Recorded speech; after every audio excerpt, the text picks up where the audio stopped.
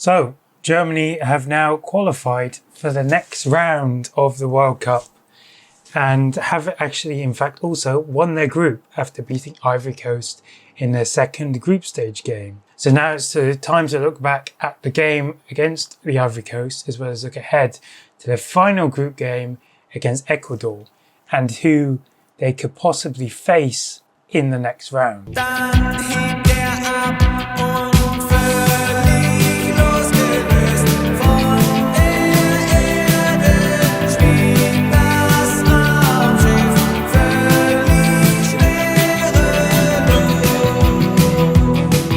So Germany on Saturday played the Ivory Coast.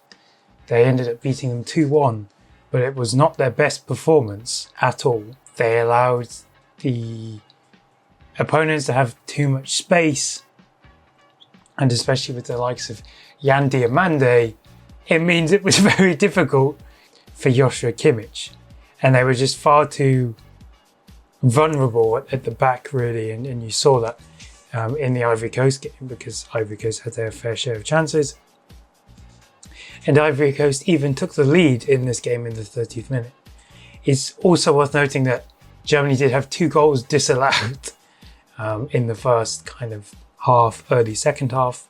So obviously the fact that they had struggled against the Ivory Coast, it does raise questions about how will this work against a much better side? You know, Ivory Coast have good players like Diamande, for example. But when you play an even better side, you're probably going to be even more vulnerable. And this is clearly what Germany has been showing, and what I've said in the run-up to the tournament is they are bad against the good teams. France, Spain, whatever. And they're showing weaknesses here that will be exploited against a better side. And so when you're in the latter stages of this competition, when you play these better sides, you're more than likely going to get exposed. Then Nagelsmann made some pretty bold and aggressive substitutions. He subbed off Leroy Sané and Jamal Musiala and brought on, as well as Alexander Pavlovic, and brought on Dennis Undav, Jamie Lieberling and Nadim Amiri.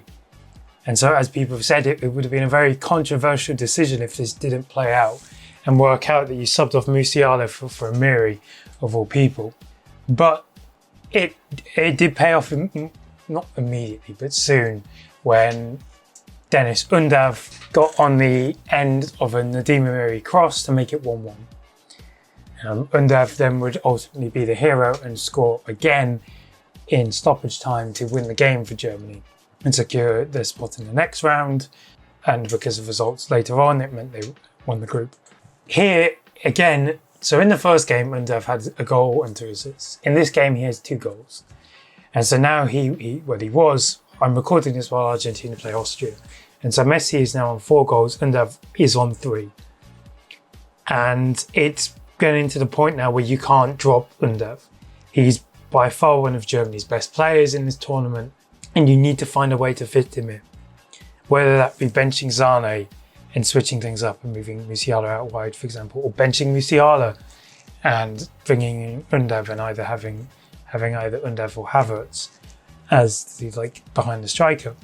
But it's now more or less like you whatever justification, if Nagelsmann decides to do it, comes up with, it's wrong already. And I think that will be clear. So whatever he says, if he does decide to do it, he's clearly oblivious to what's going on there. Because Sané was rubbish again. Undav was so much better than him when he came on. Even Lieberling was too. Amiri came on and had an impact, which was pretty good. Jamal Musiala was poor in this game, and I think it does again raise questions about Musiala's more so confidence and fitness, because you can clearly see he's not the same player he was before his leg break. That's obviously kind of valid, but he's struggling to be as game changing as he was beforehand. And so before the Curacao game, Jurgen Klopp said, just bench Musiala, and he was crucified for it. But I do think there may have been some justification behind this, and there is valid reasoning behind him being dropped, especially when you have the likes of Dennis Undav playing at such a level. But again, Nagelsmann isn't really doing himself any favours with his comments and just the way the team's playing at the moment as well. And one person that will be missed will be Nico Schlotterbeck. He went off at half-time with an injury, and he had an MRI, and that came back saying he has torn a ligament in his knee or ankle, one of the two. And so not only is he absent not only has he gone home, but it also could affect the beginning of his season with Dortmund too. Schlotterbeck will now be replaced by Antonio Rudiger. Schlotterbeck is obviously Rudiger is a completely different profile to Schlotterbeck. It's not exactly a good thing, and Rudiger can prove at times to be quite erratic and unreliable in how he really plays.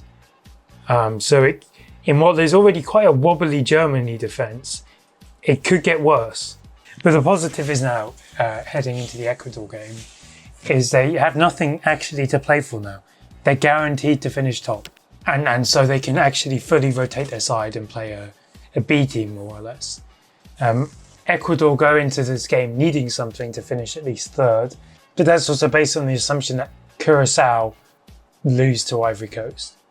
So Ecuador opened with a loss to Ivory Coast, and then they somehow drew with Curacao after like a monster performance from the goalkeeper or whatever. And so they have shown that while they are defensively a sound team, attacking wise, they're lacking a lot, especially in terms of quality. And I think that's been shown in the Curacao game, for example, and against Ivory Coast too. Well, defensively, they've proved to be pretty sound, kind of. They've conceded the least amount of goals in this group. Make of that what you will. And in qualifying, they finished second in South American qualifying, only conceding 5 goals, which tells you how sound, how good they are defensively. And when it comes to players you may know, obviously Pierre Hincapié, formerly of Bayer Leverkusen, William Bacho, who used to play for Frankfurt, Jeremy Arevalo, who joined Stuttgart in the winter, and then John Yeboah, who was actually born in Germany and played for German youth teams as well before switching to Ecuador. He grew up in Hamburg, in fact. As I mentioned, Germany have nothing to play for in this game. It would make sense for them to rotate their side and give some bench players an opportunity to play now, because they've sealed top spot. Because Ivory Coast can't leapfrog them if they lose their final game. Ivory Coast can't leapfrog them because Germany are head-to-head. Ecuador can only get 4 points, and Curacao can only get 4 points too. And Germany are on 6 already.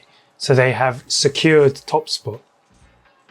And so I should expect Germany to rotate. I think it'd be quite dangerous for Nagelsmann not to do that. He obviously has probably done stupider things in the past. But I expect them I expect him to rotate the side to give people an opportunity who haven't played. Let Oliver Baumann be the number 1 for once. Maxi Bayer, David Raum, Angelo Stiller, whatever.